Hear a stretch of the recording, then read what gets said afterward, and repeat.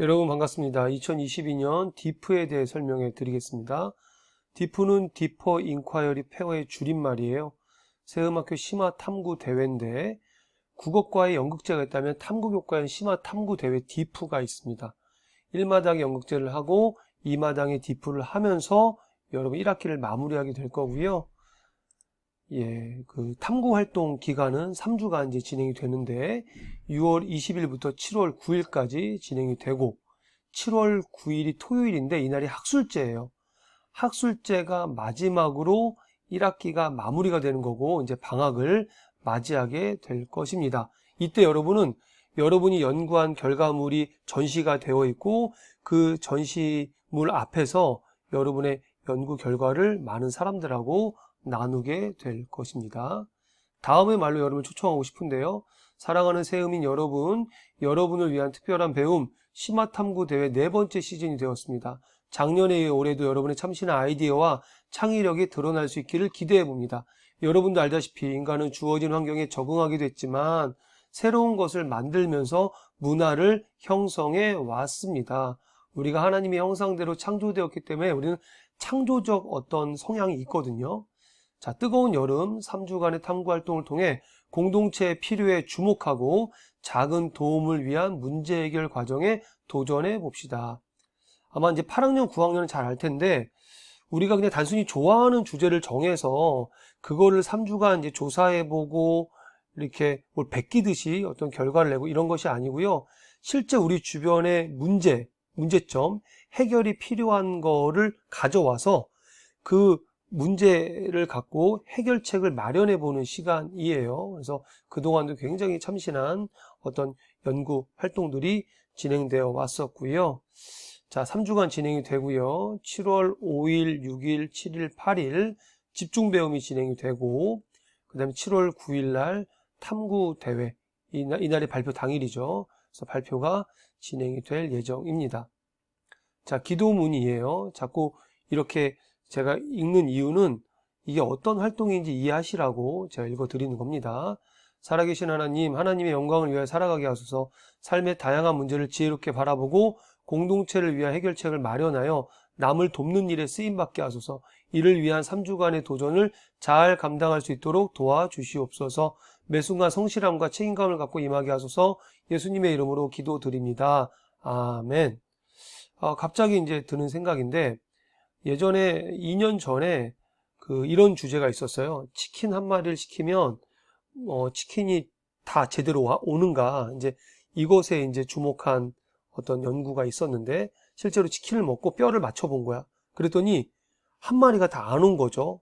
그래서 그 한 마리가 다 안 온 걸 가지고 그 치킨을 판매한 그 업체한테 전화도 하면서 제대로 이제 치킨을 그 조각에 맞게끔 보내주셔라, 뭐 이렇게 어떤 컴플레인도 제기하고 문제를 해결했던 이제 그런 것들.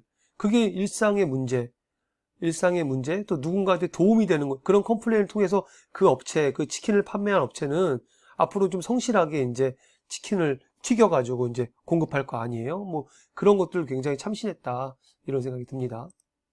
자, 디프의 목적은요, 누군가를 돕기 위한 따뜻한 마음으로 삶의 다양한 문제를 해결하기 위해 탐구 과정을 세우고 해결책을 마련한 뒤 그 결과물을 공동체와 나누며 탐구 역량을 기른다.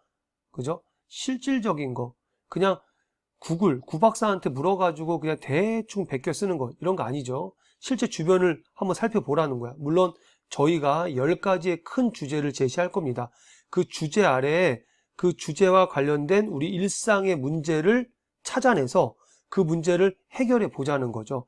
해결책을 정리해서 발표하자는 겁니다. 자, 디프를 통해 기대하는 것, 탐구 중심이다. 문제 해결 중심. 우리 보고서 길게 쓰지 않습니다.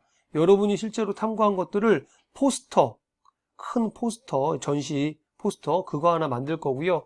그리고 발표 슬라이드, 이 2가지만 만들 거예요.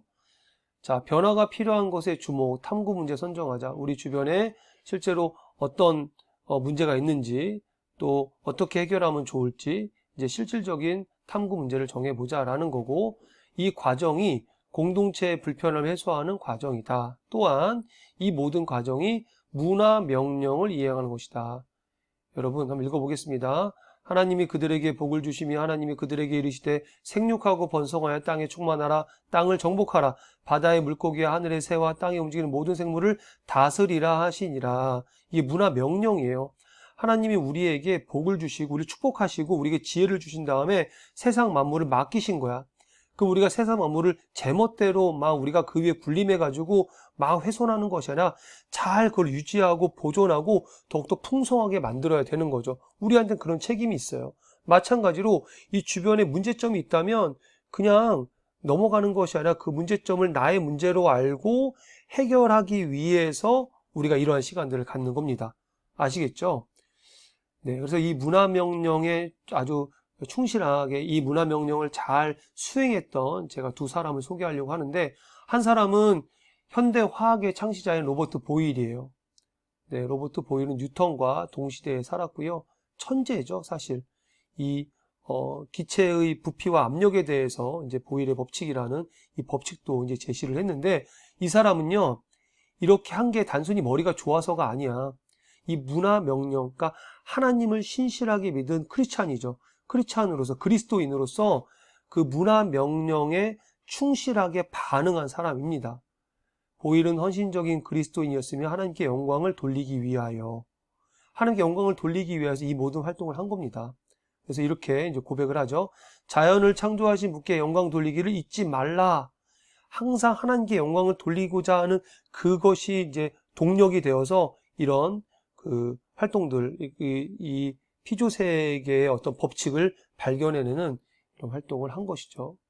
자, 두 번째, 제가 정말 좋아하는 이제 생물학자인데, 린네입니다. 까를로스 린나이우스 대 린네. 린네는요, 분류학의 아버지, 수많은 생물을 어떻게 분류할 것인가, 어떻게 이제 서로 이렇게 구분할 것인가, 이거에 대해서 아이디어를 제안한 사람이야. 이명법이라고.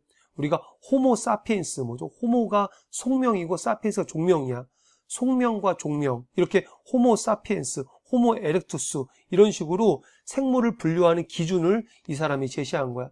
이 사람은요, 이렇게 할 수 있었던 그 원동력이 뭐냐면, 린나이우스는 자연을 하나님의 개인 정원이라 불렀어. 그리고 본인은 하나님의 개인 정원을 지키는 정원직이다. 하나님의 개인 정원에 수많은 종류의 생물들이 있을 거 아니야. 그것들을 잘 분류해야지만 관리할 수 있을 거 아니야. 그러한 생각을 갖고 이렇게 생물학을 이렇게 분류하는데 체계를, 수많은 생물을 분류하는 체계를 잡은 사람인 거죠. 이 사람이 이렇게 고백합니다. 인간은 깜짝 놀랄 만큼 창조주 하나님의 무궁무진하심에 완전히 넋을 잃을 수밖에 없다. 이러한 신앙 고백을 가진 사람, 이것이 어떤 그런 탐구의 동력이 돼가지고 이렇게 이명법을 이제 제안하게 되는 거죠. 지금도 쓰이고 있습니다. 식물을 이 사람이 제안한 이명법에 따라서 분류하고 있어요. 자, 그래서 디프는 탐구 과정을 배우는 활동의 장이다. 첫 번째, 관심 가는 문제 찾고 해결책 떠올리고 해결책 테스트하고 모두에게 알리고, 계속 반복되는 내용이죠. 자, 이렇게 진행이 됩니다. 첫 번째, 오늘 1차시예요. 자, 디프 안내하고 키워드, 여러분이 팀, 그리고 우리 이 디프는 팀 활동이에요. 혼자 하는 거 아닙니다. 개인 플레이 아니에요. 그래서 키워드가 제시가 될 거고 팀을 구성할 겁니다. 그리고 팀별로 탐구 질문을 뽑을 거고, 그리고 이게 진행이 되려면 계획서가 필요해. 그래서 우리는 이러한 문제에 주목해서 이렇게 진행할 겁니다. 이제 이런 계획서를 제출할 거고요. 그 다음부터는 3차시, 4차시, 거의 5차시까지는 우리가 그 계획대로 해결책을 이제 모색하는 거야. 이걸 이렇게 해결하면 좋겠다. 이 방법, 저 방법. 그러니까 다양한 실험도 해보고, 조사도 해보고, 실제로 해보는 거죠. 해결책을 마련하기 위한 활동이 진행이 되고, 그 다음에 나름대로 이제 나름대로 이제 연구한, 또 탐색한 그 해결책을 정리해서 이제 발표를 이제 준비하게 됩니다. 네. 7월 8일 금요일 날 이제 포스터 전시를 하고요. 1차 발표를 하고 7월 9일 학술제에 이제 전체 발표를 진행하게 될 것입니다. 네. 선생님 설명은 여기까지고요. 이후에 궁금한 점, 작년하고 재작년에는 어떠한 주제가 있었는지 한번 물어보세요. 그러면 선생님들이 이제 잘 안내해 주실 거고, 이 이후에 10가지 큰 주제가 제시가 되면 한 가지씩 선택하시고, 그리고 같은 주제들끼리 팀을 구성해서 한번 이 3주간 좀 잘 이 탐구 대회를 준비하면 좋겠습니다. 잘 부탁드릴게요. 여기까지 할게요.